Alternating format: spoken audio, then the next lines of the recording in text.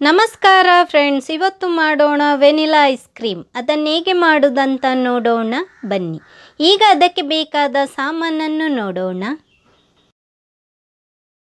Whipping cream 2 ಕಪ್ಪು, condensed milk 1 ಕಪ್ಪು, vanilla essence 1 table spoon.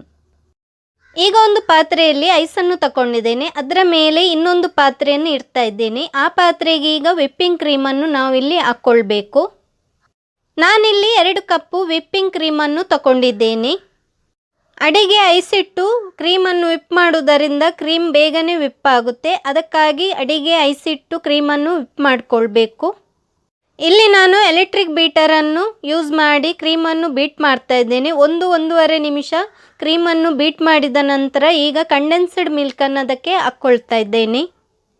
ನಾನಿಲ್ಲಿ 1 ಕಪ್ಪು condense ಮಿಲ್ಕನ್ನು ಹಾಕ್ತಾ ಇದ್ದೇನೆ. 2 ಕಪ್ಪು ವಿಪ್ಪಿಂಗ್ ಕ್ರೀಮ್ಗೆ 1 ಕಪ್ಪು condense ಮಿಲ್ಕನ್ನು ಹಾಕ್ಕೊಳ್ಬೇಕು. ಈಗ ಇನ್ನು ಬೀಟ್ ಮಾಡ್ತಾ ಇದ್ದೇನೆ.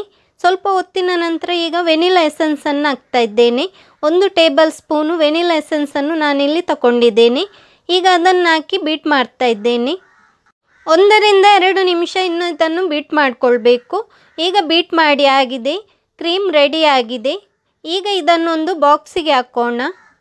ಈಗ ನಾನು ಕ್ರೀಮನ್ನು ಬಾಕ್ಸಿಗೆ ಹಾಕ್ತಾ ಇದ್ದೇನೆ. ಯಾವ ಬಾಕ್ಸಿನ ಮುಚ್ಚಳ ಟೈಟಾಗಿ ನಿಲ್ಲುತ್ತೋ ಅಂಥ ಬಾಕ್ಸಿಗೆ ಕ್ರೀಮನ್ನು ಹಾಕ್ಕೊಳ್ಬೇಕು. ಕ್ರೀಮನ್ನು ಬಾಕ್ಸಿಗೆ ಹಾಕಿದ ನಂತರ 6-8 ಗಂಟೆ ಅಥವಾ ರಾತ್ರಿ ಇಡೀ ಇಟ್ಟರೂ ಸೆಟ್ ಆಗುತ್ತೆ. ಈಗ ಮುಚ್ಚಳವನ್ನು ಮುಚ್ಚಿ ಇದನ್ನು ಫ್ರೀಝರಲ್ಲಿ ಇಡೋಣ. ಬೇಕಿದ್ದರೆ ಬಟರ್ ಪೇಪರನ್ನು ಇಲ್ಲಿ ಹಾಕ್ಬೋದು. ಈಗ ಮುಚ್ಚಳವನ್ನು ಓಪನ್ ಮಾಡ್ತಾ ಇದ್ದೇನೆ. ನಾನಿಲ್ಲಿ ರಾತ್ರಿ ಇಡೀ ಇದನ್ನು ಫ್ರೀಝರ್ನಲ್ಲಿ ಇಟ್ಟಿದ್ದೇನೆ. ಈಗ ಇಲ್ಲಿ ಸೌಟನ್ನು ಯೂಸ್ ಮಾಡಿ ನಾನಿಲ್ಲಿ ಐಸ್ ಕ್ರೀಮನ್ನು ತೆಗಿತಾ ಇದ್ದೇನೆ. ಐಸ್ ಕ್ರೀಮ್ ಚೆನ್ನಾಗಿ ಸೆಟ್ ಆಗಿದೆ. ಈಗ ಅದನ್ನು ಪ್ಲೇಟಿಗೆ ಹಾಕ್ತಾ ಇದ್ದೇನೆ.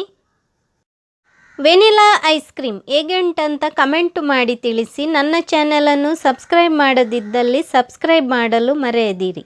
Thank you.